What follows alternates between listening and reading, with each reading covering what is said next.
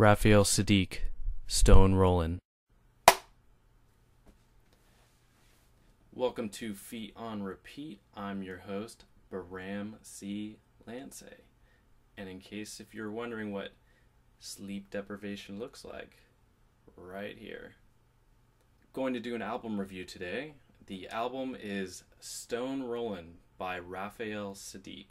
And Raphael Saadiq's actually been around for quite a while. In the early 90s, he's part of a group called Toni Tone. And in case you're not familiar with Toni Tone, it's, it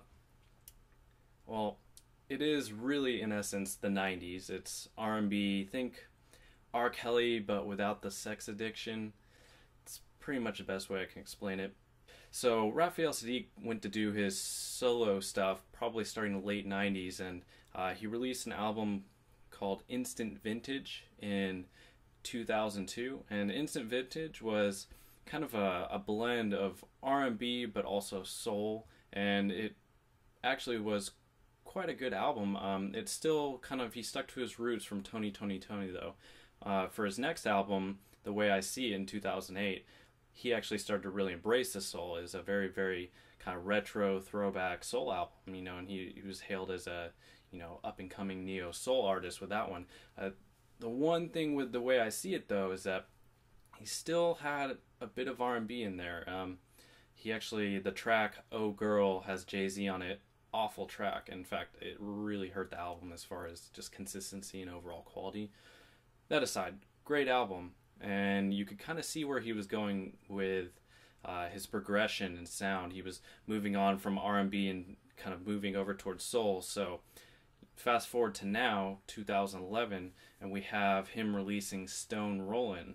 And man, this is a throwback album. I would put it a throwback to 50s. The thing with this is that it shows a maturity, especially when you compare it to his earlier days in Toni Tone. Back then it was kind of the cheesy R&B, slow jams, and now it's really progressed and evolved into something much more adult and has substance and depth to it. But at the same time, he still managed to maintain that fun and youthful feel from his earlier work. To compare to some similar artists, I would say Mayer Hawthorne is an artist that holds some similarities, and also Aloe Blacc. And I would say actually Aloe Blacc is the closest resemblance as far as a neo-soul artist we have today. They hold a lot of similarities. I'd say voice-wise, that's the biggest difference, but musically, everything else, stylistically, they're very, very similar. And instrumentally on Stone Rollin', the first thing that really strikes me is it's got great rhythm. The bass lines on this are just absolutely superb. And, it really kind of beckons back to almost a funk, definitely, a bit of soul feel, just, you have to have that rhythm, that bass that gets you kind of moving and dancing. Yeah, that really kind of shines through on this album. But interestingly enough, I would say this album stylistically is closest to the 50s, an era with blues, gospel, rockabilly even. I almost don't want to call this album a soul album. I'd almost rather call it just a rock album, a classic rock album. Of course, when you say classic rock, you think, 70s, you think Lynyrd Skynyrd, but this is a little bit different, more classic, classic in the 70s. What makes this album shine as something truly superb is the songs are just arranged so nicely. They evolve at such a great rate. Nothing is too forced, nothing is, hesitant. Everything just seems to flow. Really just has an overall well-crafted feel to it. I feel like Saadiq knows how to make a song. He knows how to, I'd almost make a comparison to like an orchestra. He seems to know exactly, what instrument needs to come in where, and it really, really shows that he knows what he's doing and he knows what he wants. Go to Hell, for example, that is a masterful song. It starts off slow and then it just builds and builds and builds. You have use of like violins and strings and gospel backups come in, and it's just might be one of the top tracks of the year. I mean, it is absolutely fantastic. It's a stunning track, and really the rest of the album follows suit for that too. I mean, the album itself is not only consistent but consistently great.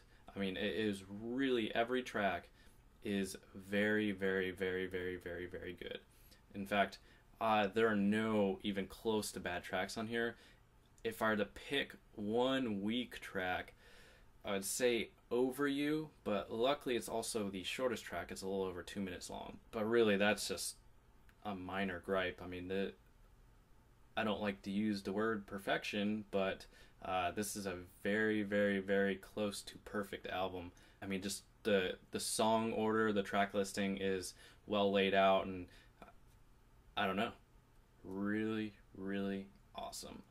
So, if you're a fan of classic rock, if you're one of those people, oh, they don't make music like they used to anymore, well, I've got a time capsule for you.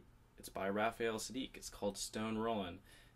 If you want your blues fix, your gospel fix, rockabilly, just classic rock in general, Stone Rollin' is it. Anyways, I'm going to go ahead and I'm going to give this album a 4.5 out of 5, which is superb.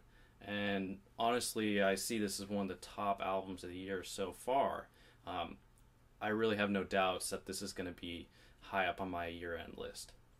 Bram C. Lancey here, Feet Repeat. What do you guys think about the album, and what would you like me to review next? Have a good night, and I'll see you around.